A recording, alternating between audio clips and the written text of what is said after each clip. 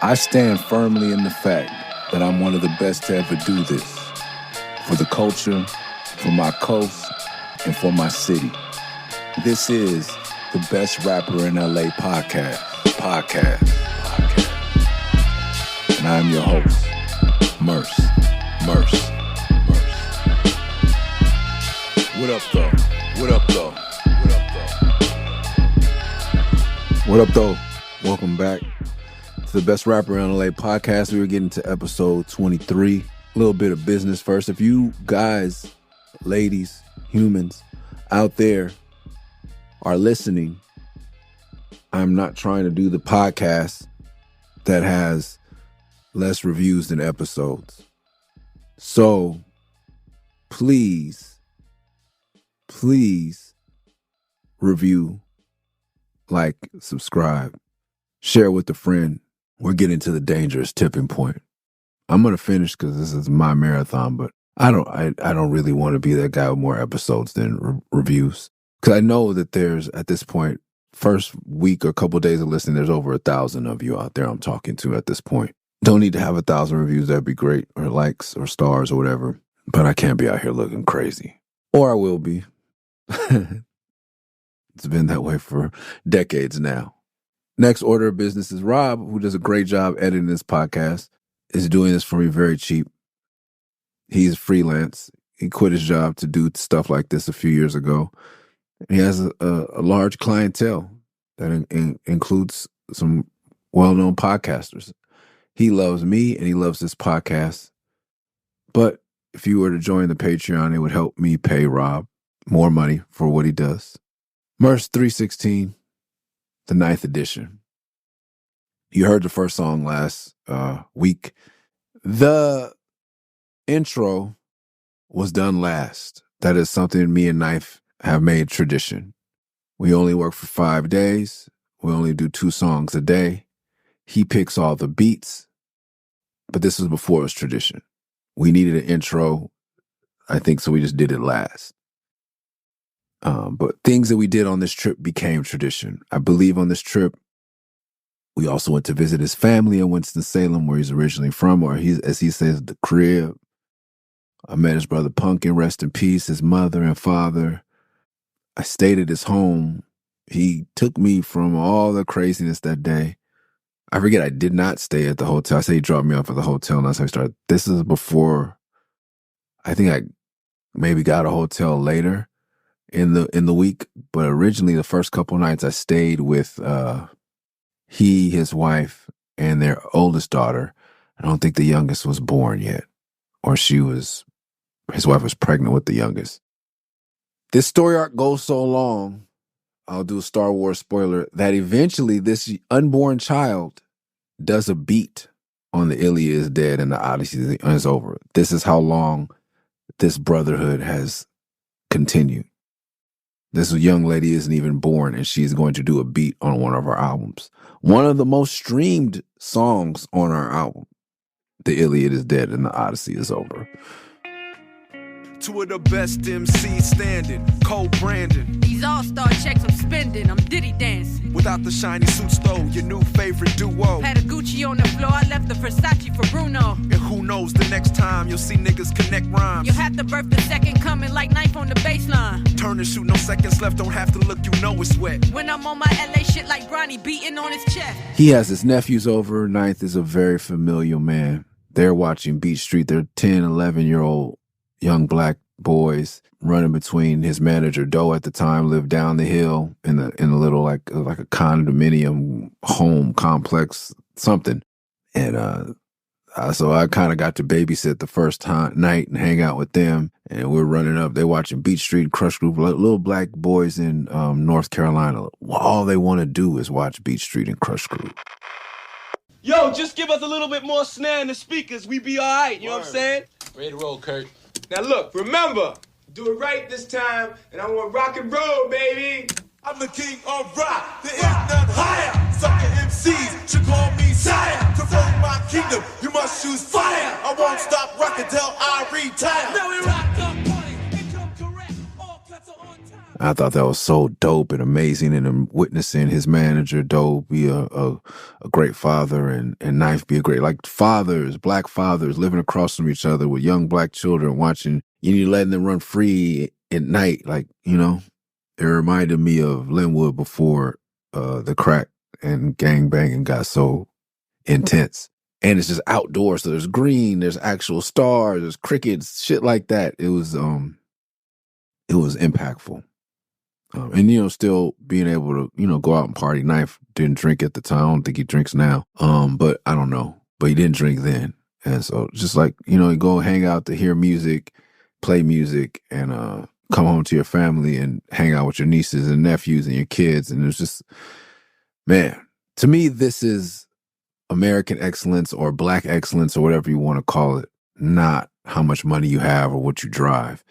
And it's something that I'm experiencing the first time. My homies at these ages are not married. They're not full-time dads. They're not college graduates, Not that they're bad. It's just not the way things worked out for us on the West Side I'm not saying that anymore.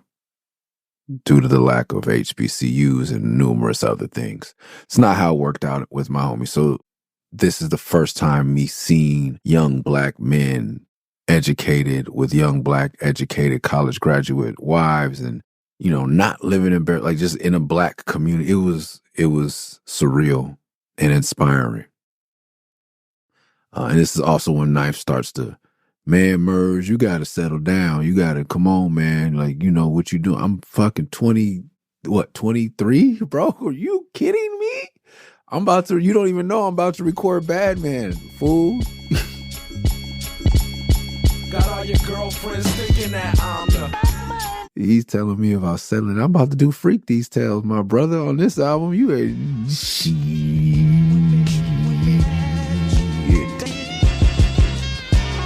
First let me ask for forgiveness since I might go to hell. But I'm addicted to these girls, the way they fuck, feel, smell. And I've been around the world, in and out of hotels. Now I'm finally off tour, I got some stories to tell. Next day, we head down to the dentist's office.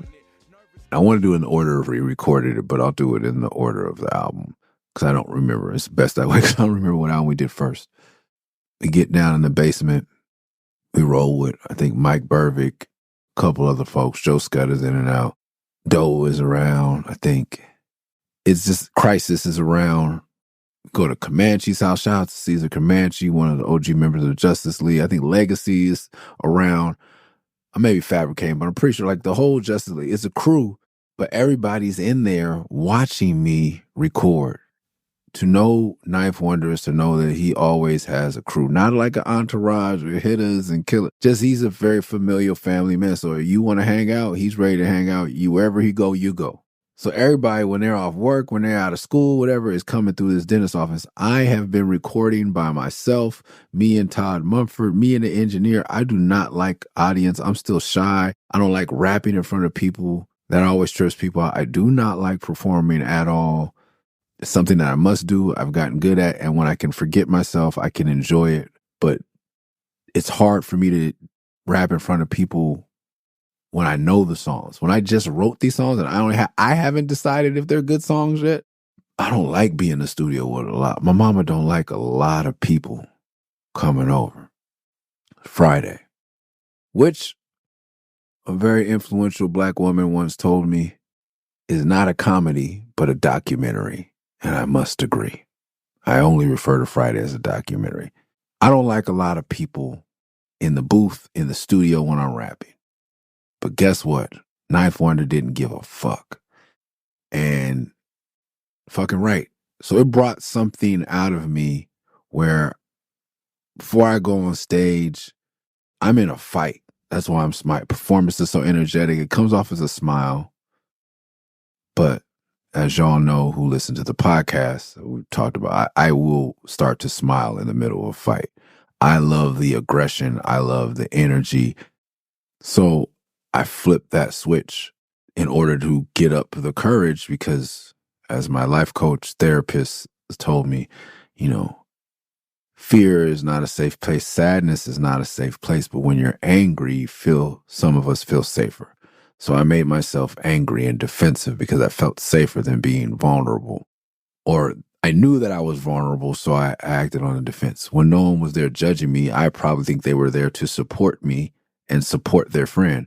However, later on, I can feel some vibes turn into I feel. Doesn't mean it's true. I feel like I better be dope because he could be working with Buckshot. He could be working with Sean Price. He could be working with me. Why is Ninth giving his time and these beats to you? These are Ninth Wonder beats, you know? As soon as I get off the plane, the Black Album's not out yet, but the scene, the inner circle knows. So now I'm with a platinum, their platinum producer. So I put that on my shoulder. Whether that was a sentiment or not, I felt that grew and grew over the years. So every time I go into his studio, I am serious as fuck, because even if they don't feel that way, it's still a privilege for me to rap on these beats with this man. So I cannot fuck around. Then we add the West Coast. What did I say? Last week, really very turned up about representing the West Coast. So I'm like, all right, here we go. And I start all my albums with What Up Though? And the more I listen to this podcast, the more I know me and my brother are like identical twins. I sound like him. He sounds like me.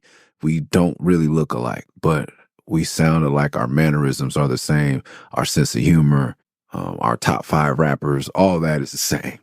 He got me into saying What Up Though? I don't know if he went to school. I didn't know it was a Detroit thing. He was the only person I knew. He started saying that every time I would call him to check in on him at college. And a lot of the time he influences my slang. Shut your fat mouth. That was him.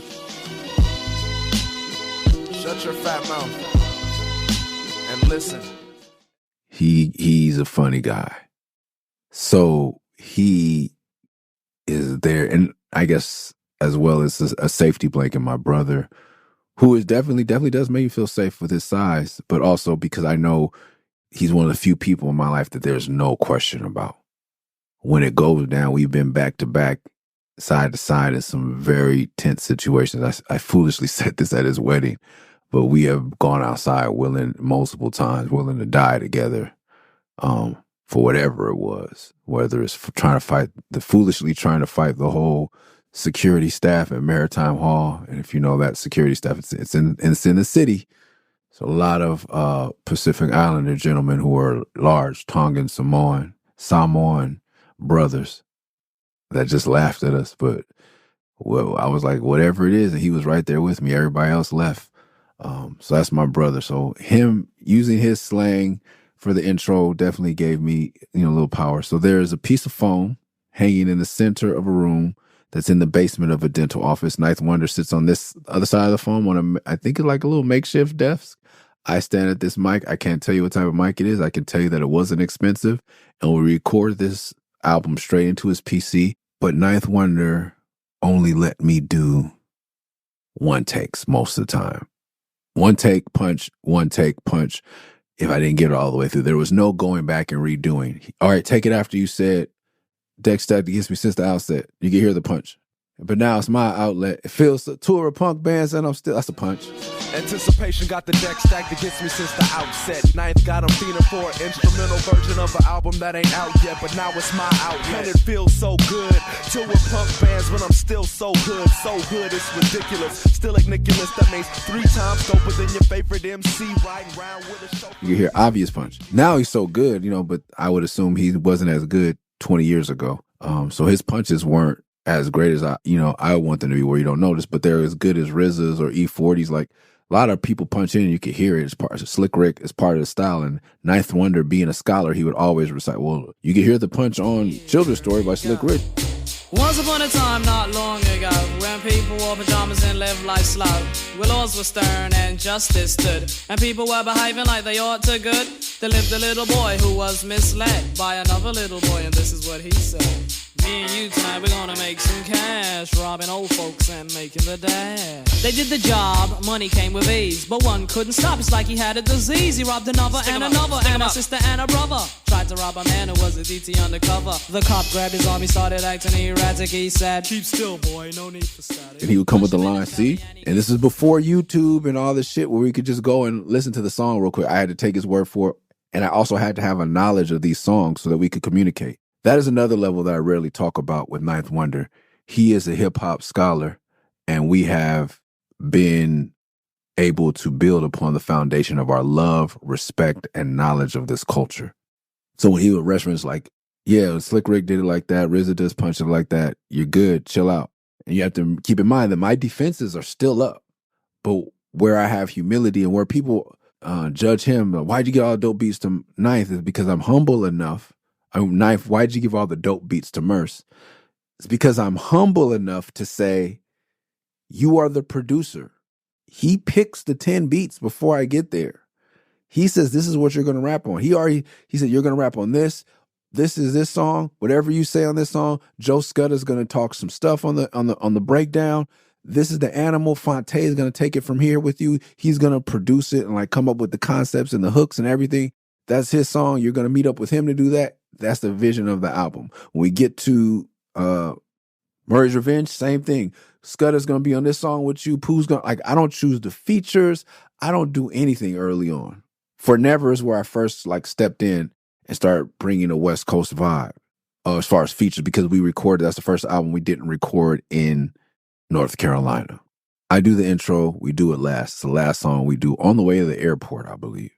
And I don't believe if this is the trip or the Lex trip is the one where he makes me, before we get to the airport, stop and buy Trap Music by T.I. I think this is the one because that's the one with Rubber Band Man on it. Hey, this a trap. Come on, this ain't no am, this ain't no game. This a trap. This ain't no am, this ain't no game. This a trap. This ain't no am, this ain't no game. This a trap. This ain't no am, this ain't no game. This a trap. This ain't no am, this ain't no game. He sent me home with that and this intro done. And spoiler alert, I get on the plane, I'm almost in tears. I'm like, what did I do the past 5 days? This is the worst album I've ever done. That's how I feel. Anticipation got the deck stacked against me since the outset. So that's the first line, because Ninth Wonder is getting a buzz. This buzz is growing literally day by day as we record this album. More people are finding out that he has a beat on the. We're all finding out that producer list. And this is one of the first albums, and maybe the album that made producer list and track list popular. His name is on there. So literally, anticipation got the deck stacked against me since the outset. Why does this LA nigga get to rhyme over Ninth Wonder beats? Knife got a feeder for an instrumental version. Now it's my outlet feel. So tour punk bands. So I'm coming fresh off Warped Tour, and like I said, touring with this world of mostly white indie rap fans. But I'm still so hood. So hood is ridiculous. Still at Nicholas. 3 Times Doper. That's a group. Greatest Man Alive. One of my favorite songs. Once again, me and Ninth building on our knowledge and affinity for hip hop culture. Legendary group from Philadelphia. 3 Times Dope. Greatest Man Alive. One of my favorite songs.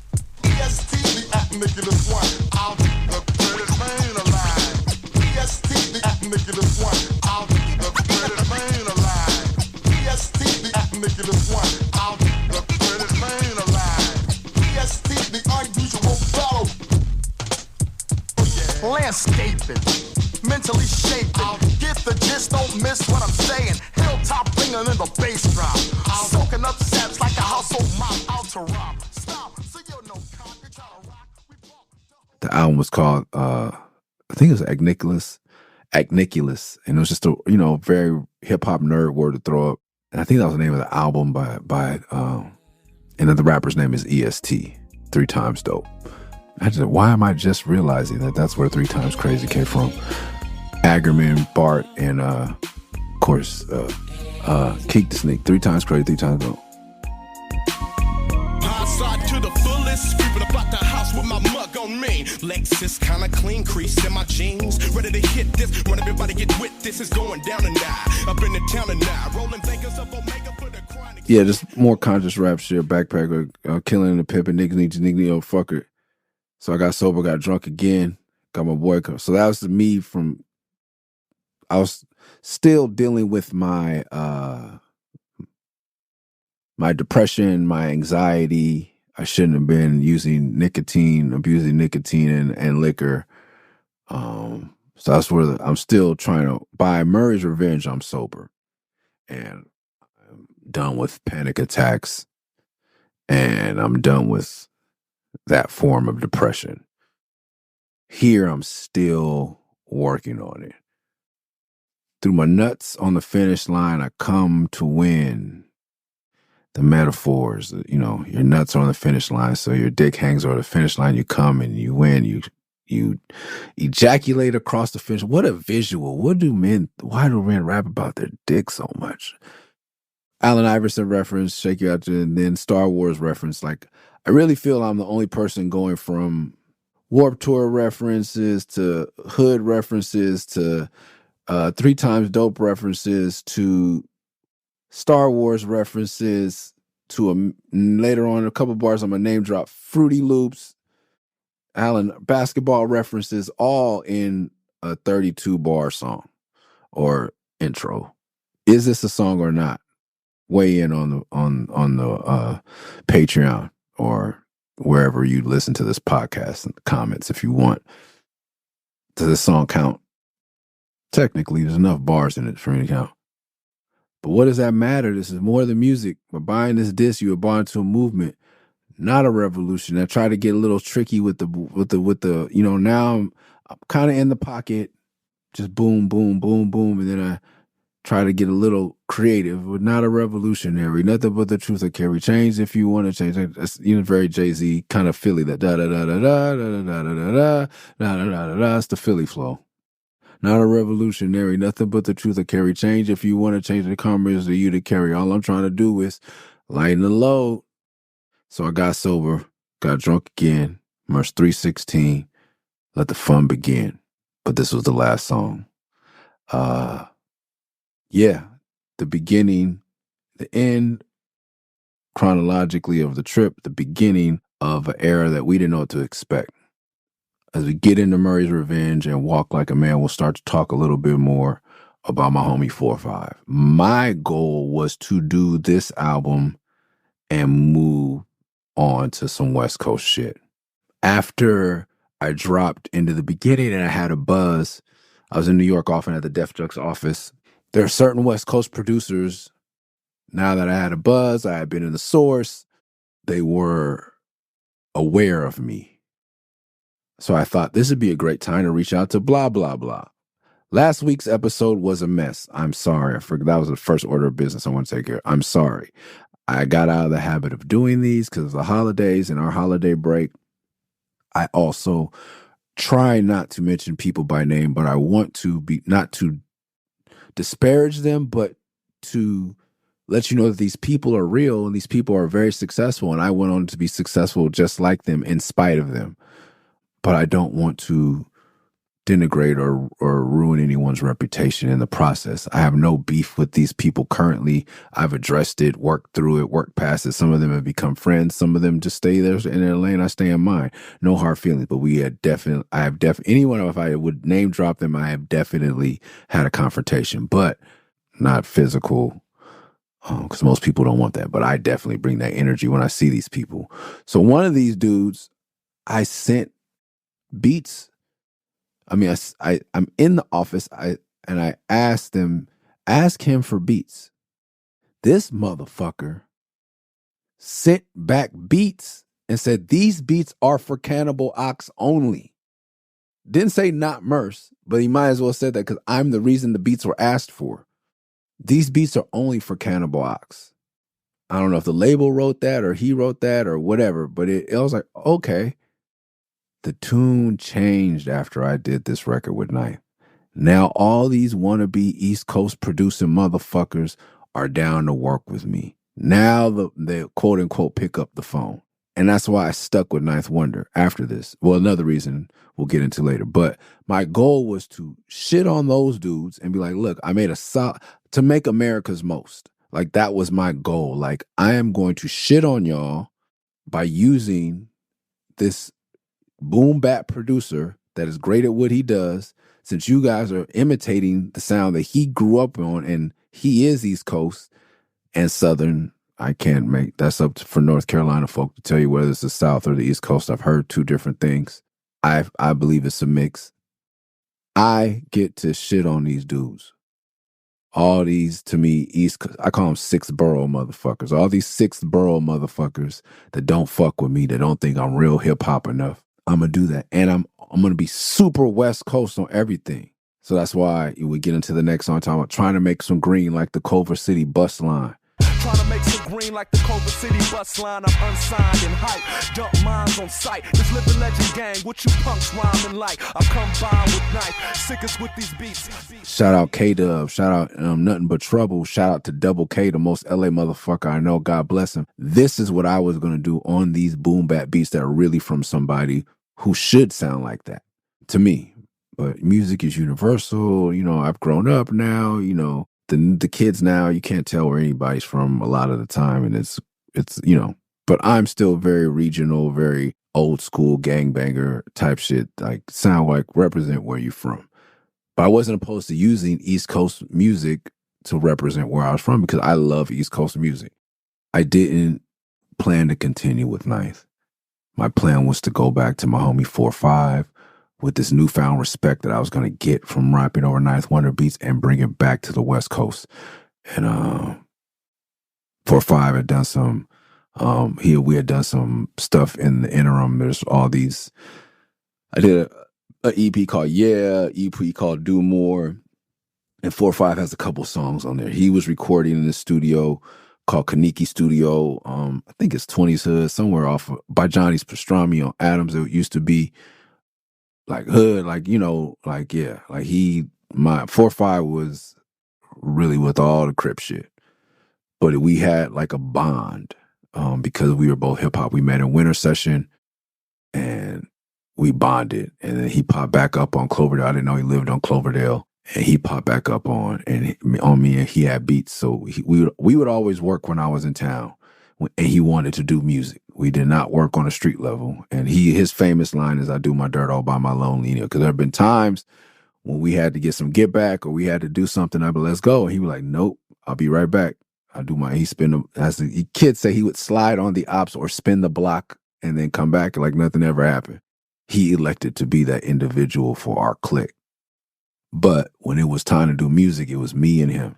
And our goal was my goal too, is I was on tour, all these tours, I would check in with him, see what's going on in the hood, was to get these young men in our neighborhood in the studio with us and start our own label. And I felt after earning this respect over Ninth Wonder Beats, I finally my favorite rappers are Ice Cube, DJ Quick. Especially DJ Quick was on a run around this era with Rhythmalism, Balance and Options, and Sugar Free, Mossberg, rest in peace. There was so much street shit that I was loving, and I just wanted to do a version of that, like E40. Me and him, our favorite rapper was E40, like doing something that represented the sound of where we're from, but a little more highbrow. I don't call it backpack or conscious, a little more, you know, like a more of a Nas type of vibe, where it's not gangster rap per se, but it kind of is that type of shit. Like I said, where we were, you know, like this guns, this shit, there's contraband in the room when I'm recording with him, and where we hang out on Cloverdale, we are of the element. My goal was to get back to that with him after this album. That didn't happen. And we'll get into why. For now, we'll move on to 316. The song, to me, the statement song. Oh no, we're moving to Batman. Sorry, because I go after the night. You ready? You can hear Knife. So he's sitting on the other side of the phone. You ready? Yeah. Ready? All right. After tonight, don't leave your girl around me. Heartbreaker for life. Ask my homeboy Knife. And after tonight, don't leave. So I told him after I did the song, I wanted to go back and add this intro. And so he's just like, yeah, come on, nigga. Like, he's just go, go, go. He doesn't care about how I rap because he knows what he does with my vocals, it shifts me into the pocket. And when I heard the album back, I was originally like, this is not how I rap and this is not how I recorded it. But this is how Ninth Wonder produced me. This is what a producer, instead of telling me how to deliver a vocal like a Dr. Dre or somebody would used to have to, he just put me where he wanted. Just do it one time, and that's why it's a lot of one take. Do it one time, I'm going to nudge you and give you some swing and put you where I want to. I am a writer, if that makes sense. I'm not a director at this point. I write well, and this is where hip-hop should grow up. There are songwriters who can't sing or who can't sing as well or who don't have the voice. I think music has finally moved past they don't have the look. look doesn't matter now. But before you don't have the look, you don't have the voice, you don't have the chops. You're a writer. You're a songwriter. If you're Smokey Robinson, great, you can do it all. But you write so many great songs, you got to give some to the Jackson 5 and other people. I am a writer. Still, I'm a better writer than I am a rapper. Ninth understood that. He took, and I don't think I have the best voice, especially in this era. So my voice is getting better, but he takes my stories and puts them in my words and puts them where he needs them to be. Which, me listening back the first time, I was like, what the fuck did you do? And he was like, listen to Left and Right on Voodoo by D'Angelo. My flow, remarkable. He's like, I think he was saying Questlove, whoever produced that, gave it some swing. There's some swing to that. Yo, my flow's remarkable. Doc walk like came from Kung Fu round the globe. Throw obstacles, I'll hurdle them. Hurling whack MCs, chrome racks to the rims, to the caps. You'll met the Cal and D. I'm ASAP. I'm crack a dawn, chicken hunting at KFC. In 83, I was that scrub TLC. Talked about, now I rock the house, chalk the mouth. Yeah, no doubt. Who got the biggest ass in the house? Young miss, full of your fish, salt water trout. Pretty young thing, got a tongue ring and dirty mouth, and she whispering them sweet nothings. He was saying that, he's like, that's swing. I gave you some swing, bro. Me listening back to these mixes and recording with him and listening back to it and performing it over the years, he changed the way that I rap a little. And I think for the better. I read fans who say 316 is my best album and fans who say Murs for President. Some people say Have a Nice Life. There are 3 or 4 albums that I can say, okay, people really love. These are the good ones. And I agree with it. Like, it's not for me to judge. It's for you all to judge. I can tell you my favorite. It doesn't make it true. Fans decide to me. But he changed the way that I rap. And I think for the better. But I rarely meet a fan that's like, oh, but you, for real, that's when you were at your best. We can all agree that's raw. Murs for President. Murs rules the world. Good music. Even into the beginning. This is where I'm coming into my own, and I think thanks to a producer who's taking me seriously and values me as much as I value him. So I add this to the end, or to the beginning of Batman, because I also want, like, once again, Star Wars, nerd shit, Warped Tour, punk rock shit. One of the biggest songs in the black community is You Don't Have to Call, blah, blah, blah. After Tonight, Don't Leave Your Girl Around Me, Heartbreaker for Real. That's my nigga for real. You don't have to call. It's okay. Don't leave your girl around me, true player for real. That's my nigga for real. Come on. That's how it's going down. I had Usher CDs. I was at 85701, whatever it was. I had that album. The R&B, the love, also me and Knife bond on a love for R&B.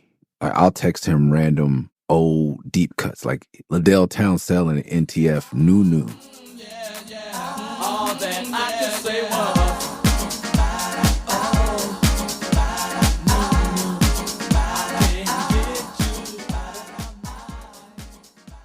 He knew that. Like, we would sing that. Yeah. Exclusivity by Damian Dame. Yo, E to the X to the C-O-U, from the S to the I, baby, D-I-T-Y. To the E to the X to the C-O-U, from the S to the I, baby, D-I-T-Y. Those are the songs. Why You Getting Funky on Me by Today. And knowing the whole song, like, we geek out on New Jack Swing.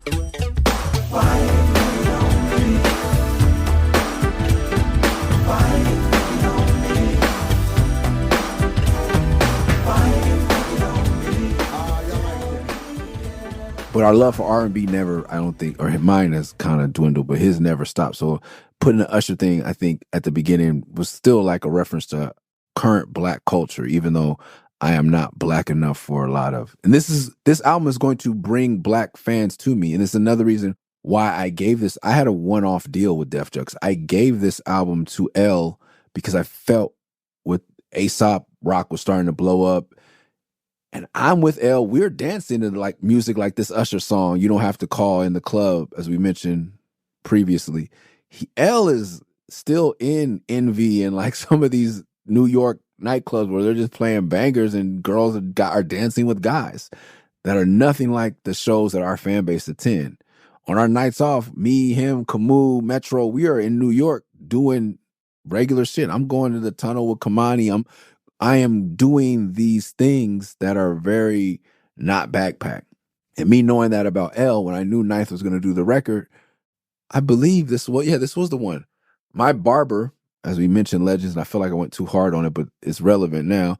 My barber at Legends also cut an A&R's hair. I believe it was Naeem Ali from Warner Brothers. And he called me wanting to put out my next record. Like, let's have a meeting. And I just said no. I just sold 50,000 records with my homeboy at $10 a pop.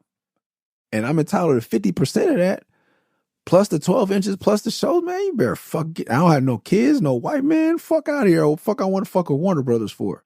I was like, thanks, man. So I knew I was hot, and I could have jumped ship then, but I gave L this record because I wanted to broaden the spectrum of what Def Jux is. Because I knew L appreciated Knife Wonder, Little Brother, and just more black sounding music. I wanted to give something to Def Jux that was still, and Camus was there, C-Rays was there.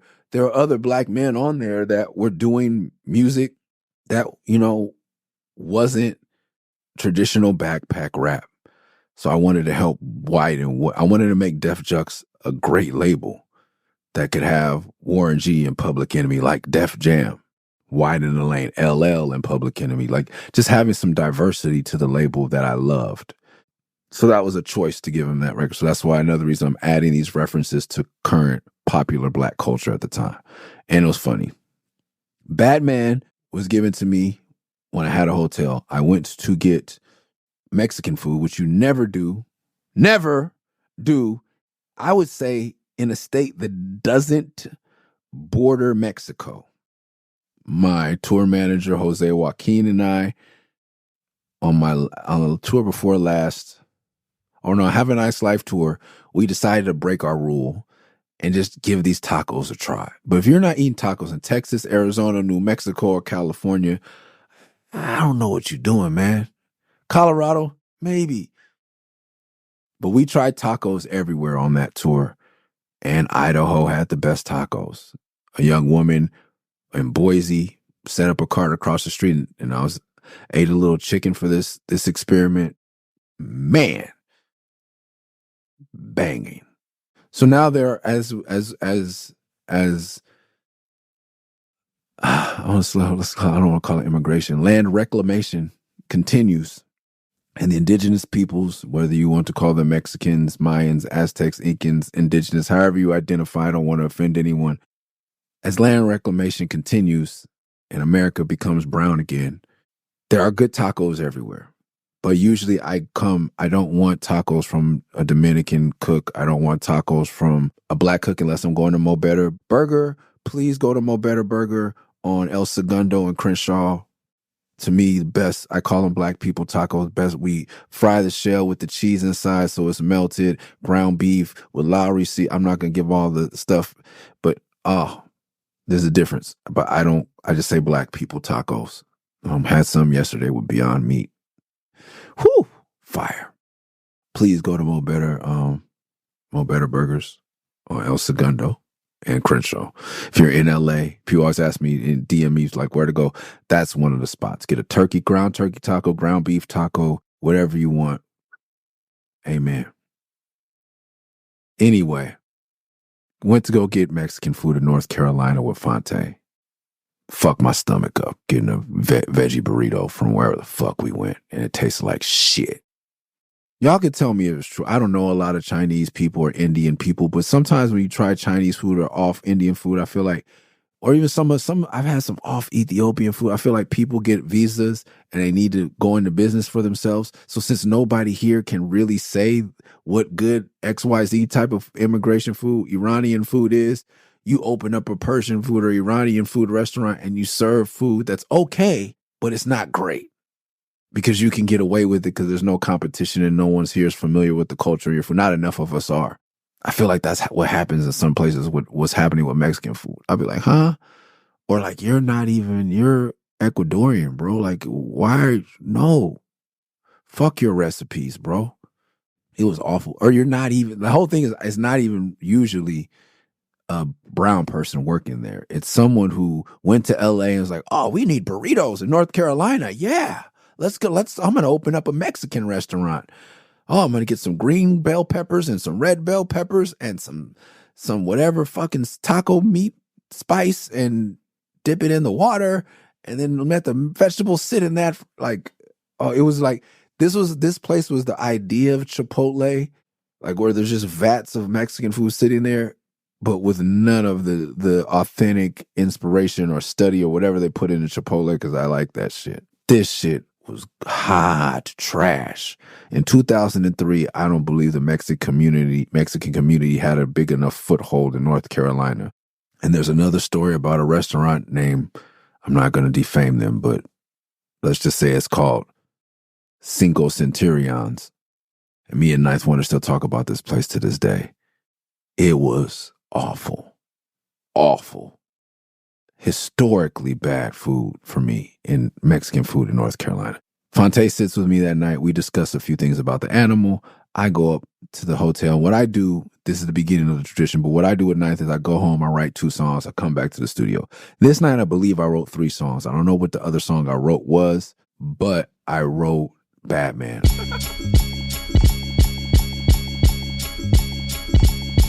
Got all your girlfriends thinking that I'm the never neglected you or disrespected you. A lot of have sex, yet you say I'm the gave you dick, never fronted, pulled your hair when you wanted, used to flip you on your stomach, said you wanted her.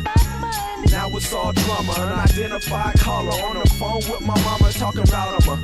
How could something so bad be so damn good? All I wanted was to fuck from the start, I never lied. Now it hurts my heart to have to see you cry. Let you know from the jump, I was that type of guy. Now you all on my voicemail asking me why.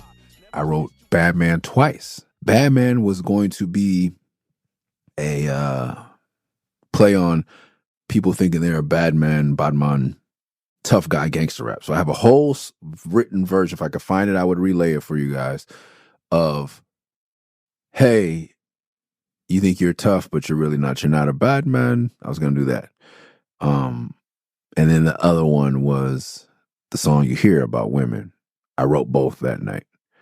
Stayed up well into the morning. And Ninth has kids, so he's up at, he's picking me up at 9 o'clock. Ninth does not do hip hop sessions. I believe that this was another division in the crew because Little Brother was doing nighttime sessions. They're on tour. They're not married with children like he is, I don't believe. So they wanted to hang out late night. So I believe that's what was happening. And usually how it happens with me and him. With Iliad is Dead, it was like Ruben Vincent and Rhapsody. The studio works 24 hours now. Bright Lady. It's Heather Victoria, Ruben Vincent, and Rap. So I would record Iliad is Dead and Honestly It's Over. Heather would record my vocals for me, or Rhapsody. And then Rhapsody would Ruben would record all night, record himself. He was 17. And then Rhapsody would record in the morning, and then she would come pick me up at the hotel, and I would take the studio during the day. And then Heather would take it after her, and then Ruben. And it's a cycle. And I think the cycle in the dentist's office was we would leave about bedtime for the babies, or the baby at the time, to be home for dinner and bath time, all that stuff with the family. If I was staying with him, I'd go home with him, and I think later on he would drop me off at the hotel, and then Scudder would come pick me up or something. But Tay and Pooh and Doe and Sean Don, that was the night crew because they're coming off tour, so they're night owls. They're coming in and they're working on the Minstrel Show, I believe, around this time. Yeah, because I think I heard When It's Good, still one of my favorite songs. Oh my God. And now it's the Minstrel Show update with your correspondent, Jennifer Duval. How's everybody doing? This is Sean Dunn, you know me, Jennifer Duval. I'm over here chilling with little brother right now, and it feels good. You see us? I'm listening to the Minstrel Show. You ain't heard it? It's the biggest color show on earth. I'm overweight, rappers fat to death. Obese when these beats catch wind of my breath. And yes, you ain't heard, you still rocking with the best. I just say y'all from taking the guess. Not jeans, my dear. You ain't worthy to breathe my air. Stand tall in the pair I wear. Am I making it clear? One of the greatest producers of all time, man. and Tay and Pooh float on that one. It's great Little Brother song. I have heard most of the Minstrel Show. I have heard the entire Minstrel Show. I haven't heard the listening, but I've heard the Minstrel Show. Okay. I get to the studio and haven't slept. I say ninth, wanting this black man to hear both jams, right? You got to hear both the jams, my brother. You want me to do this song about the rappers trying to be tough, or you want me to do the girl song? And this is my first album where I'm doing girl song. I'm seeing how Please Leave went. I've toured with Atmosphere. I'm understanding now if you rap kindly about women without cursing them out, you'll get female fans that will support you, love you. Eventually I can marry, because of song I make on this album about women, I marry the woman of my dreams. I marry the mother of my children, because I'm watching Atmosphere and a lot of our contemporaries are hating on him. All he does is make that emo shit. And I'm like, bruh, this emo shit is bringing out girls who buy merch, who are nice to look at while you rap, who are nice to hang out with after the show and so forth. If not, they're just nice to look at, nicer to look at than guys. We're beautiful. More women are the better humans, period. Why wouldn't you make music for the better human? Tupac, I started studying and being like, yeah, I think it's like time for more, like, keep your head up. As I was saying, like, I'm in the I grew up on R&B. I love Father MC. I love rapping R&B together. I love when rappers rap nice about girls.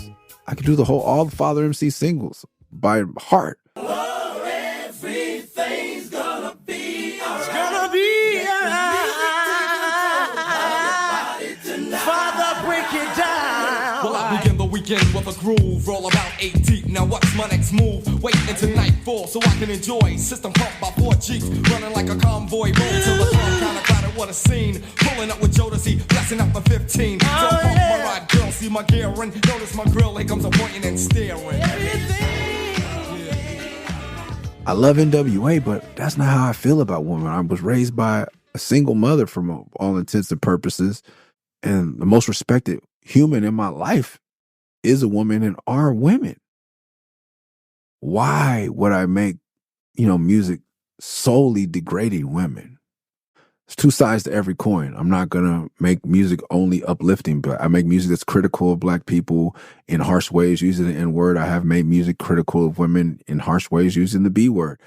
But that's not the full spectrum of the interaction of men and women, and hip hop was so one-dimensional, especially black music had become so one-dimensional and down on black women in particular. But I don't believe, I definitely know that whoever black men who treat black women bad, for the most part, treat all women bad. And when they're making these songs, especially now, they're just about B words in general. They're not, and HOEs in general, they're not specific to black women. But I think at one time, it was extremely damaging to the psyche of all young black people who grew up on this music. When we get together, the music we listen to, the music we met in the club listening to, is telling me that if I'm in a committed relationship with you, then I'm a sucker, and that you're a bitch, and I shouldn't be faithful to you. And even if we don't buy into that, we're still unpacking that or fighting against that narrative. So you don't value me if I value you, and I don't value you because I don't value myself. And it's just man, it's disgusting. And this album is, a part of me trying to break out of that.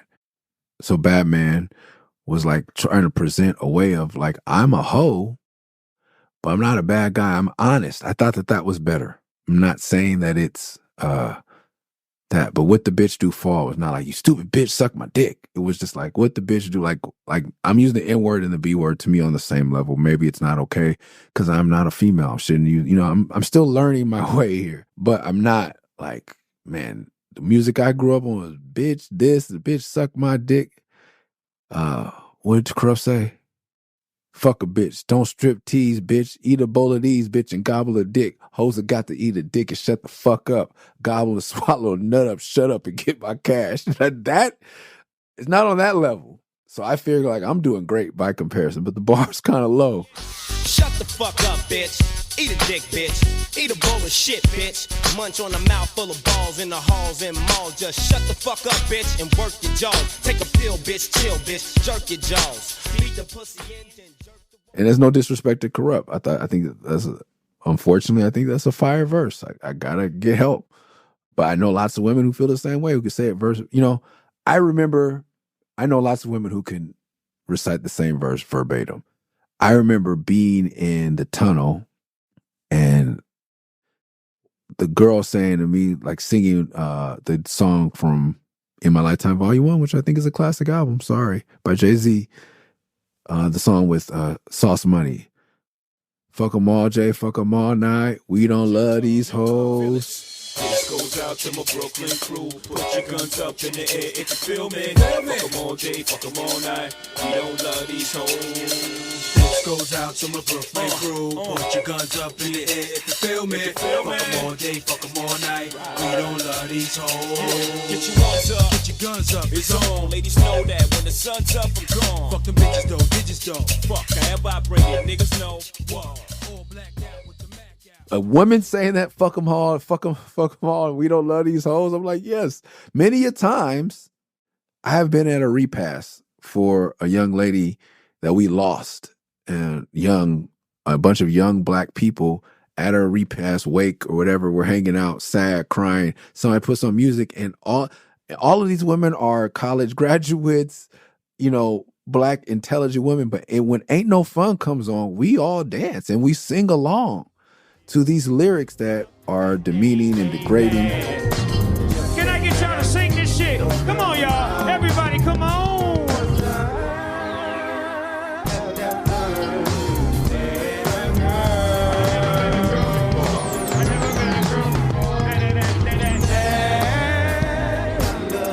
Put your motherfucking middle fingers in the air.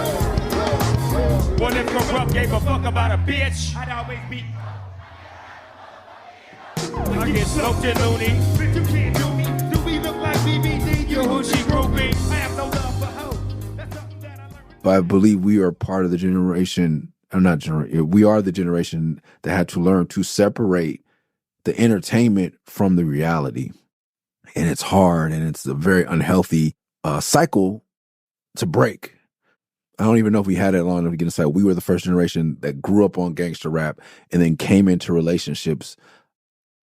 I had heard, before I had my first kiss, I had heard DJ Quick talk about eating a bitch's pussy and pimping on a bitch. And I had heard all this shit before I had even kissed really like French kissed. Check it out. Now I be knocking bitches like it ain't shit. Cause I'm a player motherfucker named DJ Quick. Yo, maybe it's the way I hold my dick that makes all the girlies wanna ride my tip. But some of these bitches try to act unfair.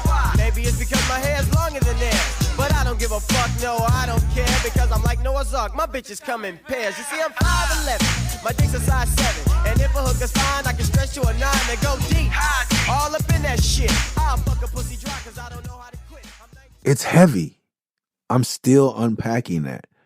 So if you're a person that loves hip hop in your late 30s and early 40s, like, I hope that you've realized it too. Like, whether you incorporated that or, really, I took some of that as gospel. Whether you were raised right enough not to take it as gospel and it just brushed over you, still you're dealing with that. We are dealing with that when we're trying to build healthy relationships. The impact of that on your psyche. Bad Man was an attempt to me to make a song about having multiple partners. We weren't using words like polyamorous or anything like that, but like, look, I told you I wanted to see other women. I told you were unexclusive. And like, there was a young lady I was dating, and as she knew we weren't exclusive, I dealt with multiple women, and over the years, they had multiple partners, and we had an agreement, but certain things would happen, and that wasn't okay. Like, it's just really, I'm trying to teach my sons, it's not okay to just have premarital sex. Skip it all. One time, a woman who I was open with, who was openly seeing other people, came to my house as one of my other friends I was having sex with was leaving, and she slapped me in my face. She slapped the shit out of me, bro. And I'm like, what the fuck, man? We had it, and we, never neglected you or disrespected you or lied to have sex, yet you say I'm the... It says Bad Man, too, I think. But that's what the name of the song is. I remember, I think it was I want to say Madison, Wisconsin. There's a dude who knew every word, but no, it was New Orleans. Knew every word, but he fucked me up. Him and his boy fucked me up because they kept going bop bop, and I was like, "What is?" I had to tell my DJ stop the song. I said, "What are you saying?" Bop bop bop bop. Every time the beat would say Batman, and not even during the hook because the vocal sample goes through the whole song. So all during it fucked me up. I had to stop and be like, "What the fuck are you guys saying?" They're like, "Bop bop, this is our favorite song, bro. Bop bop," and I'm like, "No, it's Bad Man." But yes, moments like that in my life, and it's not the only time. Another woman slapped the shit out of me again for another song on this album. So this was part of me learning. No, I did not strike the woman back. I just ate it. I've been being slapped by a woman my whole life. I told you, I'm raised by a single mother. It's how I learn sometimes. I hope my wife now doesn't start to slap me. Because I'm still learning, fellas, ladies. Yeah, she slapped the shit out of me. Never neglected you, disrespected you, lie to have sex that you say I'm a... My mother early on had to tell me, you can't bring my wife and I are talking about this. She was similar with guys. I am a familiar person. You're going to meet my mother and it's not going to be on purpose. I'm not bringing you home to meet my mother. It's just, I don't go days without, even when didn't live in my mother's house, I don't go days without seeing my mother if I'm in town. Now I do because I have a lot of kids. But when I didn't have any family of my own, I went to be with my family. I went to see my little brother. I went to see my grandparents. I went to see my auntie and uncle. Like, we all live in Midtown. I'm living in Midtown. I'm going to pull up, eat something, drink something, kiss my mama and keep going. Or we're going to go have a meal over there. Like, I'm a communal, familial person. And my mom had to pull me to the side. Like, you may not think you're introducing them to me, but they think they are special because they're meeting me. They don't know that I've met 3 other girls this month or whatever. And it was also, I'm the oldest boy, and I chose hip hop over women. So girls coming home, my mom didn't grow up having a bunch of girls call saying, "May I speak to Nicholas? May I speak to..." It was a bunch of dudes rapping in our house at all times. Keep the weed out of my house. Take that shit in the backyard. Don't come in here smelling like dope and cigarettes. That was my mom's problem. Turn down the music. Why weren't you in school? Were you really in the studio till 3 a.m.? I wasn't sneaking out to have sex. I was sneaking out to make music and go to shows and promote shows and do street team and all the other wild shit young rappers do. I was young real rappers do. I was not into women. So it was new for her to have to set these rules with me. Like, I'm living with a woman in Orange County, and when we come home for Christmas and we want to stay the night Christmas Eve, my mom's like, "You better not close that door." I'm like, we are fucking at home. I would have just went home and fucked. Like, what do you mean? Because I didn't grow up fucking in my mom's house. That was not allowed, and it wasn't even a possibility for me, really. I didn't lose my virginity till after I graduated high school. I was not up on this, don't bring it home to be. So now it's unidentified caller on the phone with my mama talking about him. Because certain women did have relationships with my mother, because my mother's awesome. And I only dated, other thing too is like, I dated awesome women because I had one of these young ladies tell me early on, like, "Do you think that I fuck you because you have a big dick or because you are handsome?" No, like, if you're not going to hang out and be nice to me and make me laugh, then that's part of the reason why you're getting pussy in the first place, bro. Kind of just broke me down. Like, I can get your size and shape anywhere. It's you. And you're not the best looking guy. But having someone tell me that took a lot of ego out of, and a lot of some of the conquest out of having multiple partners. But because of that, like, not being the most attractive, well-dressed, or smoothest guy, women I was meeting and dating, I feel like quality women that I could have been a better partner to. But I wouldn't say it's pity sex, but women who are not surface level. So when I'm introducing them to my mother, they're great people. My mom's a great person, and they're clicking and they're making, and yes, it's easy to say, I'm not seeing only you. But fellas, if you are seeing a woman that doesn't want to see only you, she has someone else that she only wants to see exclusively, and you're a placeholder until that guy decides to see only them, is my experience. So until I was ready to commit, they'd say, yeah, I'm seeing other people, and maybe they would or maybe they wouldn't be.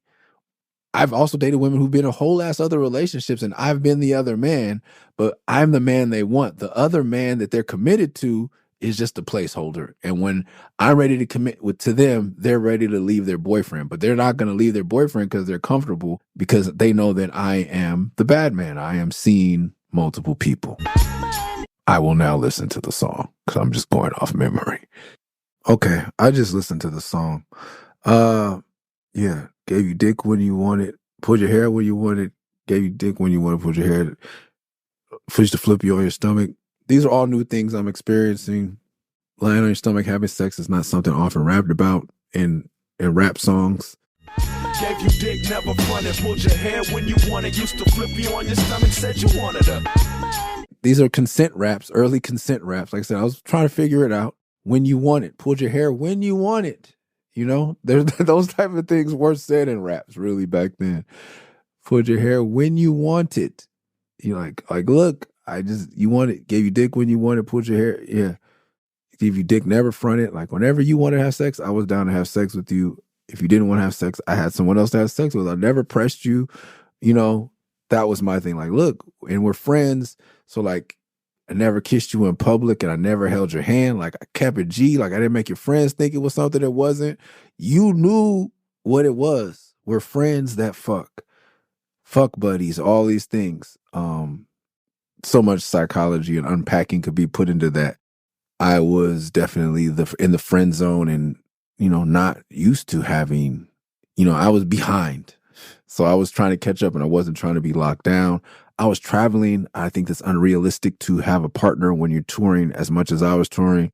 You get into a relationship where you're used to being intimate on a regular basis, and then you're thrust into an environment and to a situation where you're on the road, you're away from your partner, but you're used to having intercourse every night, but it's not like you're a truck driver or a touring plumber or in the military, you're housed with a bunch of men. Every night, you're in rooms full of women who admire you, who are looking to hook up with someone, who are drinking.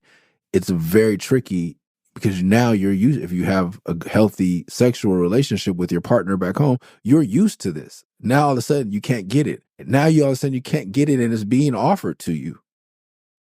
That's really challenging for alcoholics, drug addicts, and sex addicts that, don't admit they're sex addicts, or just people who are in healthy sexual relationships. That's the challenging part, is fasting for 30 days of something that you did nothing to not deserve.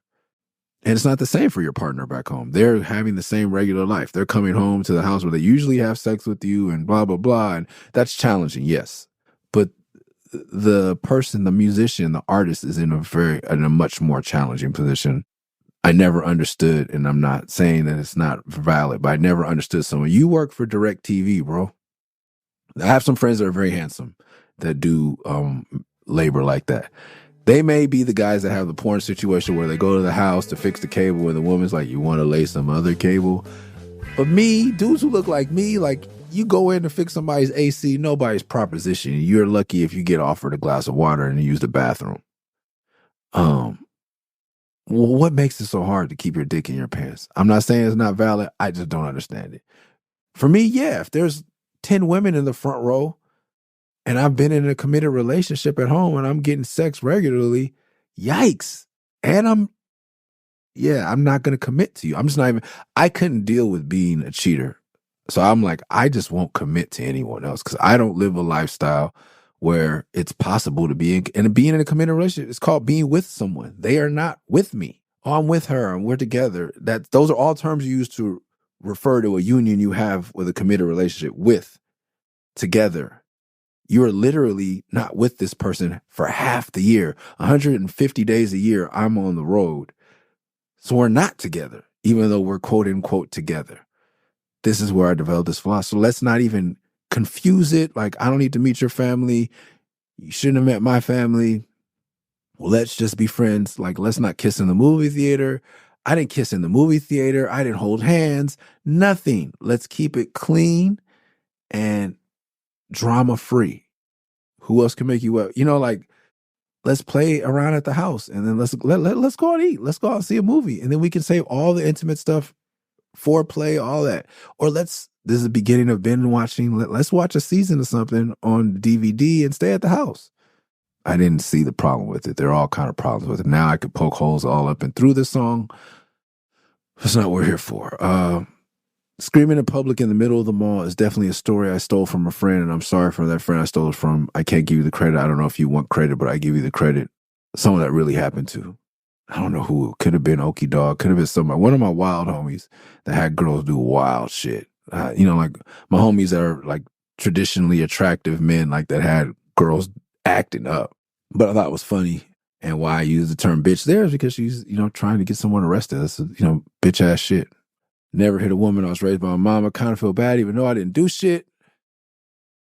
Man's got to be a man. You should be here. Raphael Sadiq. And no, yeah. I'm just a man. Sorry. Raphael Sadiq and D'Angelo, You Should Be Here is a dope song. But there's a song on Devin's album. See, I'm just a man trying to do all I can. Don't know why. Raphael Sadiq. You see, I'm just a man. I try to do all that I can. Don't know why you don't understand the situations I be in.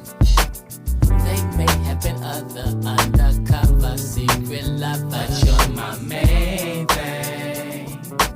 You're my main thing. I've been trying to figure this out. That was like a big cop-out excuse, but that was an anthem. I think we were playing the F out of that on the, I say F because I'm referring to Brother Ali on the, I believe it was on the My Way Highway tour. Me and, our whole scene was really into Devin. I got into Devin on the first Devin album, one of the greatest of all time. The first single, Boo Booin'. If you don't have that Devin the Dude album with Boo Booin' on it, woo! Walk up in the session with my dick in my hand, fat sweet in my mouth, a 24-ounce can. I got no time for all that yesterday. He say, she say, pull out the beat tape, give it to the DJ. My eyes are tight and shining, cause I'm smoking some kill. Don't look at me, go buy some drinks. Devin was on a run. Devin has a good 3 or 4 album, classic album run, to me, all the way up to 420 Extreme or something like that. Man. And that's early, who's the guy, the Mike guy, Mike Dean. People don't know about Mike. If you guys are into Mike Dean because of Travis Scott and blah, blah, check his Rap A Lot profile, bro. Mike Dean, this is when I was into Mike Dean. Back then, was just, he was producing the fuck out of Devin Records. I ain't as thick as you drunk I am, and I'ma still keep drinking, and I wouldn't give a damn. Now do any bill want another body? I thought this was a motherfucking party. Wine 12 ounces and 40s, y'all just put our ends together and called up.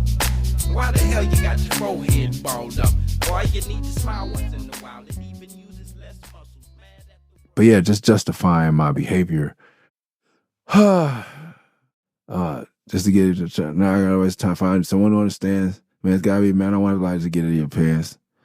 And nothing wrong with a one night stand. It happens twice a week, plus I'm nice in the sheets and you look like a freak, it'll be to your benefit. Nigga, you can fuck, plus nigga, you can get a sick of this phone tap. Want to understand a man's gotta be a man. I don't wanna have to lie just to get into your pants. And ain't nothing wrong with a one night stand. That happens twice a week, plus I'm nice in the sheets and you look like a freak. It'll be to your benefit. A nigga you can fuck and a nigga you can kick it with. I'm sick of this phone tag, text message, foreplay. I like to be spontaneous. That's my forte. Let's go to my crib and have sex in the door. Text message, one of the first text message references I believe in a rap as well as for the women. We could all look all this stuff up. Kamani likes to do that and tell me when I'm wrong, so he'll tell me when I'm wrong. Text message foreplay. It's kind of early for, I'm rapping about this in 03, but for 04, text message foreplay, I like to be spontaneous. Let's go to my room and have sex in the doorway. Definitely a reference to the God Loves Ugly tour. I did some wild shit on that tour. I had to reel myself back in. Whew, that was the beginning of me like, all right, maybe I shouldn't be drinking. Maybe I shouldn't. Yeah. maybe these stories will be told in the book, but yeah, sex in the doorway, all these things were happening. And I was experiencing my sexuality, and instead of making it derogatory as derogatory and demeaning as most rap, just, sex in the doorway, sex on the stomach. Like, wow, you could do that. I didn't know that. It's not typically, wasn't able to put that filter on fucking Pornhub and find a bunch of stomach sex scenes. Like, all those things are new to me. I had seen pornography, but you just saw what you saw. Whoever had the DVD or whatever DVD you could afford or whatever, it wasn't like you could just see all these positions and become an expert. And so I was learning things, and it was fun, and I wanted to share it, guys. Don't know if it was right or wrong, but I'm sharing it. The last verse is definitely a tour verse. Funny thing about this verse is I've never been to Kamloops. I think I have. In 2018, I finally got to Kamloops, but for years I lied in a rap about going to Kamloops because it rhymed. And Living Legends were going to do shows in Kamloops. It's just I was very hyper focused on building a fan base in America. I learned that I felt like once you built a fan base in America, you could tour everywhere. But if you spent time touring everywhere, it would be harder to build a fan base in America. So I was refused. And it was, really challenging to get into Canada, bro. That could be a whole podcast talking about getting to Canada. So I was like on some, unless Canada's paying big, I'm not going. Unless Europe's paying big, I'm not going. I stopped going to Japan. Only place I was going regularly was Australia. But yeah, ask my road man. He'll tell you I'm a good guy. I wouldn't lie to you just because you look fly. Once again, reference to, if I don't like you as a human, it's very rare that I'm going to have SCX with you. Well, not at all these days. But back then I was into cool girls, unique, good humans. Even if it was a one-night stand, I did not want to have sex with someone solely based on their appearance. You had to be dope. But the beauty of making honest music is that you meet dope humans. Some of my best friends have been fans, aside from sex. Some of my best friends started out as fans, and we just became friends because I think I make the quality of music that attracts good people, and it goes for the women. So I rarely would meet a girl at one of my shows or at an indie hip hop show and not want to sleep with her, but I have. I'm like, never mind. Like, there's nothing going on up there between us, so we can't have anything going on down here between us. Lie down and make spoons. I don't know how many rappers were talking about making spoons, which I took from Pulp Fiction, which I watched religiously, and iTunes. I believe this is the first listen to iTunes reference. You could, once again, fact check me, Kamani, but I believe this is the first iTunes reference. Spoons, I don't know. iTunes, I'm going to go out on a limb and say, yeah, 04. No one was talking about, but that was also a selling point for me with women. Turn down the power, lie down and make spoons, and we can talk all night and listen to iTunes. You assume it's the game that I spit to every girl, but I'm careful with my heart and who I let up in my world. So here's my number, call me anytime, girl. Just because I'm a musician, she must think I'm I had technology, cool technology. Ooh, an iPod. Not many ladies had seen an iPod with all this music that we could put in. You'd use one ear, I use another ear. Or my backpack. That was another selling point. When I had the Osiris G bag, taking my iPod and plugging it into my backpack, and we could have loud music and more drinks in my hotel room. Romance, man. Shout out to Viva Pinata. I was romancing back in these days. If you don't know Viva Pinata, I had to explain to my wife the other night. It's a game that was on Xbox where the pinatas made it. And instead of saying mate, it was like, this pinata wants to romance with your pinata. And then you would create a little pinata. Hey.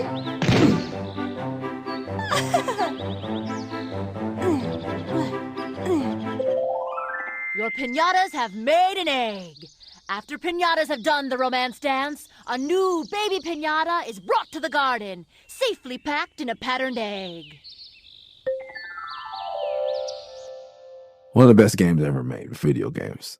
Yeah, I was romancing and talking about holding girls' hair out the sink when they're throwing up. Like, it wasn't just, bitch, come to my room, get the fuck out. 4 a.m., I'm kicking her out. I want to spend the night with you, possibly tell me the best breakfast place in town the next day, and let's go together. Call your friends that were at the show last night. Let's all have breakfast together. I want to make friends and make love. And what do you listen to? What do you guys eat here? Where do you guys hang out? Where do we drink out afterwards? What kind of drinks do you drink? Like all these things, man. I'm trying to live and experience life. I'm not trying to get laid, kick you out, and stay in my hotel room. Let's get up. Let's go to breakfast. Let's go wherever, whatever. Let's meet your kid. I've had women take me home and like hang out with their kids. Well, let's meet your dogs, your puppies. You got to go let your dog out. Cool. Let's go let your dog out. That's the kind of dude I was. Like, oh, you're throwing up. Cool. Maybe we don't have sex tonight. I just like let me go get you some Alka-Seltzer. I've had those kind of nights where someone had a little too much to drink and we didn't end up making it. I just like connecting with humans. I'm sure I didn't always do it in the best and safest way. I didn't realize like some of my homies were robbed by girls they brought home. You're sleeping next to someone you don't know. Some of these people have boyfriends in town that are upset. Some of these women, I've had women tell me like, yo, I've got herpes, but I don't have an outbreak right now. I've met very honest women. I don't want to do this. Okay. I'll sleep in this bed. You sleep in that bed. Like there's all kind of things that have happened, but I don't encourage that behavior. I wouldn't tell my sons to do it. I've definitely had to come to terms with I haven't made some of the best decisions on these nights. And I can laugh and joke about it because I don't believe I've done irreparable harm to anyone. And that's by the grace of God. And who knows, who knows when the cancel machine's coming for me. I've definitely put myself in positions where I definitely could have made some poor choices. And I have made poor choices that didn't result to me, like I said, in anything that's irreparable, anything that can't be undone by an apology and a change in behavior. I've definitely become a better one-woman man and hopefully a good role model for my sons. The cover of this album, we didn't talk about that. These covers just come to me, just like the music. I finished this album, I listened to it, and I always love Vegas. Sort of because I'm a night owl. I don't gamble. At this time, I definitely did a frequent strip club. So I did strip clubs, food, and everything being open on my schedule and money being able to work. I can dress how I dress, look how I look. I say I want to go in this club and I have an extra $100, I get in. To me, that's how America should work. That's how capitalism should work. If it's going to work anyway. I should be able to walk into I think I got that suit from Banana Republic, that hat from this very expensive hat store, the Coach shoes from the Coach store. This is the early 2000s. Like, there's not a lot of rappers that aren't on TV walking in this place. So I'm just a black kid walking in these places. But because it's Vegas, I'm getting waited on just like white people. And so I'm like, cool. I could be an African prince for all they fucking know. Or D-boy. A lot of D-boys going back and forth. So I'm able to get great service. And at almost any time of night, I can shop on my time. I can go to the mall at 9 p.m. and it's packed. I don't feel like a fucking weirdo because I stay up to 4 a.m. I could smoke cigarettes and wherever and keep a drink. I was an alcoholic that smoked cigarettes that like there was not a better place for me to be than Vegas. And it's warm at night for the most part. So, I went to Vegas, bought that suit. I think suits from Banana Republic, tie from somewhere else, hat from some hat in Caesar's Palace hat store. And I was really, really into Frank Sinatra. From the movie Liberty Heights, I really got into Frank Sinatra. And the Rat Pack movie. I really got into the Rat Pack and Frank Sinatra. Is this your house? Yes, sir. Shouldn't you be getting out? Sinatra, sir. And so? You don't walk out on Frank, sir. I mean, it would be too disrespectful. And if you should survive to 105, look at all I gotta go. You'll derive out of being alive. And here is the best part. You have a head start. If you are among the very young at Okay, it's over now.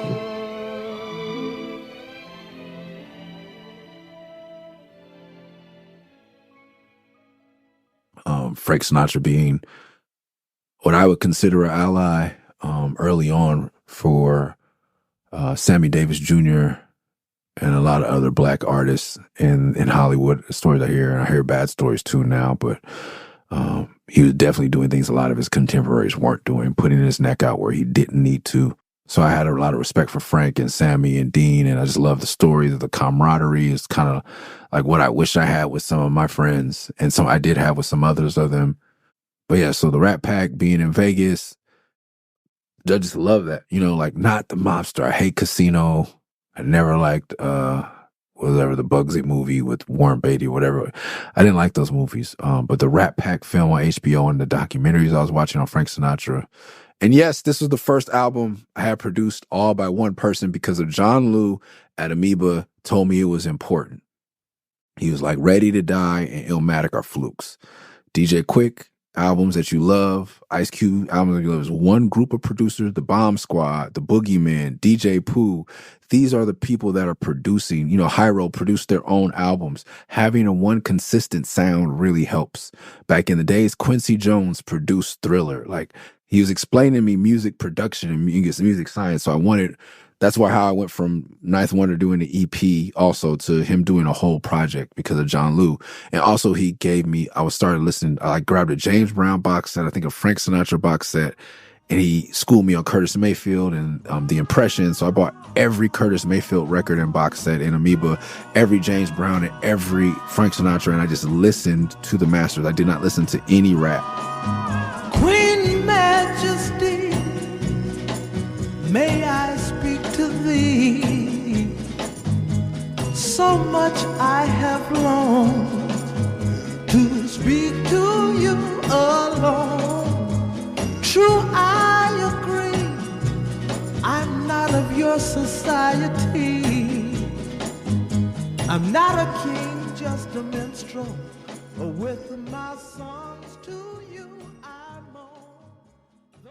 And I just listened to the Impressions and Curtis Mayfield, I believe, for this record. And then every album, I would pick 2 or 3 artists and just listen to them in the months and tour leading up to the album and during the recording of the album. There's no cleansing my palette of rap so I didn't sound like anybody, so I could try to come up with unique ideas or just older ideas that I could repackage. And so it's definitely on my Frank Sinatra vibe, and also not talking when Frank Sinatra played, like in Liberty Heights, not getting up and moving when Frank Sinatra plays. When Frank is on, you are quiet, you show the man respect, and then you get up and leave. I thought that was cute, and I try to enforce that with everyone I was with. So walking through Vegas, and of course they're popping Frank Sinatra in everywhere you go. There was the Sinatra slot machines at the time. I was Sinatra'd out.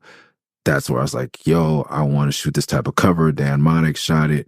Yeah, it was a good time in Vegas. First time I think I was like recognized by a beautiful woman in the mall. All that stuff was like, it was a great preparing for this photo shoot, which is an iconic photo shoot, which I've recreated in multiple Instagram videos. I think it's Atwater Bridge in Silver Lake, which was the first apartment building. My mom and we lived not far from that place when she first left my father. So it was like 3 or 4. So I have fond memories of the Silver Lake area and living there for 3 or 4 years before we moved to Linwood. Also becoming very familiar with all sides of LA. And now that place is all hipstered the fuck out. It used to be. It's still kind of grimy, but Echo Park, Silver Lake even was not what it is today in 1983. I'll tell you that, by golly.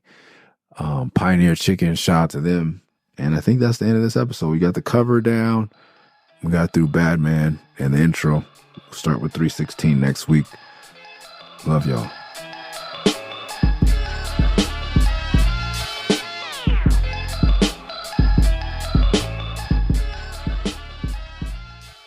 Thanks for listening to the Best Rapper in LA podcast. Make sure you subscribe wherever you listen to podcasts. Make sure you never miss an episode by subscribing on Spotify, Apple, wherever it is. If you like the show, leave a review on Apple Music or Spotify.